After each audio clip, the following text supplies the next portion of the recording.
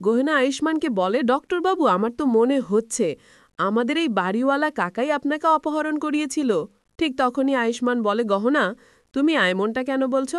কাকা কেন আমাকে অপহরণ করাবেন? কাকা তো আমার জীবন বাঁচিয়েছেন।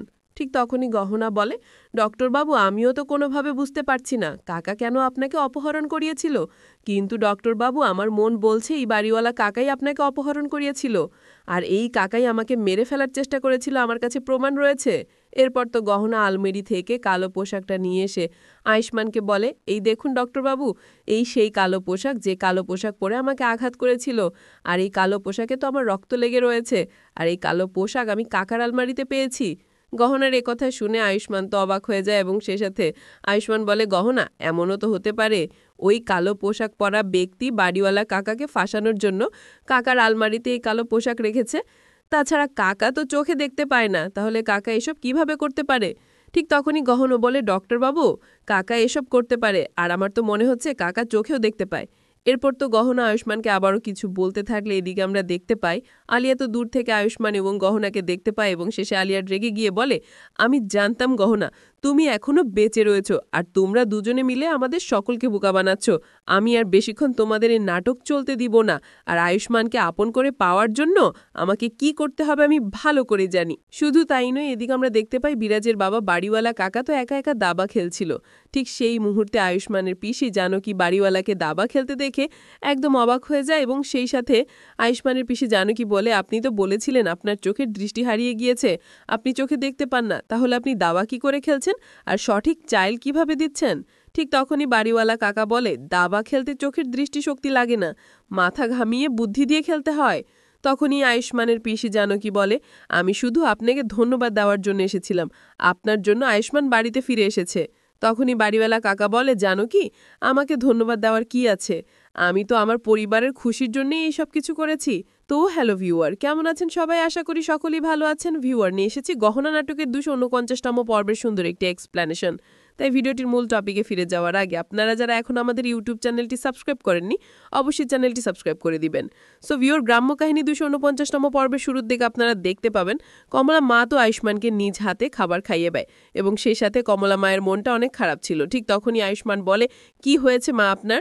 তখনই কমলা মা বলে, জানো বাবা, তুমি বাড়িতে না থাকায় আমি কতটা ভয় পেয়ে গিয়েছিলাম, তাছাড়া আমার হাত পা কাঁপাকাঁপি করছিল, আর আমার তো মাঝে মাঝে মনে হচ্ছিল হঠাৎ করে গহনা আমাদেরকে ছেড়ে চলে গেল, তুমি আবার আমাদেরকে ছেড়ে চলে গেলে না তো? তখনই আয়ুষ্মান বলে, মা, আমার কিছু হয়নি, আমি একদম ঠিক আছি, আপনি দেখুন, আর আপনি সবসময় মনে করবেন গহনা আমাদের সাথেই রয়েছে। তখনই কমলা মা বলে, মানে?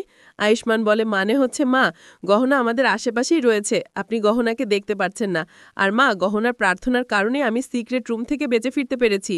তখনই কমলামা বলে, আমি জানি বাবা আয়ুষ্মান, আর যদি গহনা আমাদের সাথে থাকতো তাহলে সবকিছুই ঠিকঠাক থাকতো।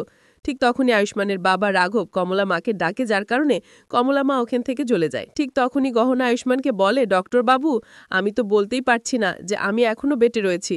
তখন আয়ুষ্মান বলে, গহনা, আমিও তো মাকে জানাতে চাইছিলাম, তবে তুমি যে বেঁচে রয়েছো এই বিষয়ে যত কম লোক জানবে ততই ভালো, নয়তো যে কালো পোশাক পরা ব্যক্তি তোমাকে মেরে ফেলার চেষ্টা করেছিল সে যদি কোনোভাবে জানতে পারে তুমি এখনো বেঁচে রয়েছো, তাহলে ওই কালো পোশাক পরা ব্যক্তি তোমাকে মেরে ফেলার আবারও চেষ্টা করবে। ঠিক তখনই গহনা আয়ুষ্মানের সাথে কথা বলতে দেখে আলিয়া দূর থেকে গহনাকে দেখতে পায় এবং শেষে আমরা দেখতে পাই আলিয়া তো ঢোল বাজাতে বাজাতে কাকার বাড়িতে প্রবেশ করে এবং সেই সাথে আলিয়া আয়ুষ্মান পরিবারের সকলের সামনে চলে গেলে কমলা মাতা একদম রেগে গিয়ে বলে, আবারও কি নাটক শুরু করেছো তুমি, ঢোল কেন বাজাচ্ছ? ঠিক তখনই আলিয়া বলে, কমলা আন্টি, আজ তো খুশির দিন তাই না? তখনই কমলা মা বলে, আলিয়া, তুমি এসব কি আজে বাজে বলছো? ঠিক তখনই আলিয়া বলে, কমলা আন্টি, কালকেই তো পূজায়, এই পূজায় তো বড় করে অনুষ্ঠান করতে হবে, কেননা এই পূজায় তো পিসিমা এবং কাকার দ্বিতীয়বারের মতো বিবাহ করবেন। তখনই পিসিমা একদম রেগে গিয়ে বলে, আমার বিবাহ? আলিয়া, তোমার কি মাথা ঠিক আছে? তখনই আলিয়া বলে, পিসিমা, আপনি তো সারা জীবন আপনার পরিবারের জন্য অনেক কিছু করেছেন, আর দীর্ঘ 50টা বছর পর আপনি সেই লোকটাকে খুঁজে পেয়েছেন যে লোকটা আপনাকে ভালোবাসে। এখন তো আপনার পরিবারের সকলের উচিত আপনাকে কাকার হাতে তুলে দেওয়া, যে কাকা দীর্ঘ 50টা বছর আপনার জন্য অপেক্ষা করেছে। এবং এদিকে আমরা দেখতে পাই গহনা তো দূর থেকে সবকিছু দেখছিল এবং সেই সাথে গহনা বলে, আলিয়া পিসিমার বিবাহ দিতে চাই কেন? আবার কোনো গেম খেলছে না তো? এবং সেই সাথে এদিকে আমরা দেখতে পাই রাঘব বলে, এই বিবাহ আমি কখনোই হতে দিব না। আরে আপনারা দেখতে পারছেন না, উনি বিরাজের বাবা, যে বিরাজ আমাদেরকে বরবাদ করে দিয়েছে, আমাদের শহর এবং বাড়ি ছাড়া করেছে। আমি ইনার সাথে আমার দিদির কখনোই বিবাহ হতে দিব না। ঠিক তখনই আয়ুষ্মান বলে পিসিমার বিবাহ খুব শীঘ্রই হবে। কথা শুনে রাঘব একদম রেগে গিয়ে আয়ুষ্মানের সাথে কথার কাটাকাটি হয়।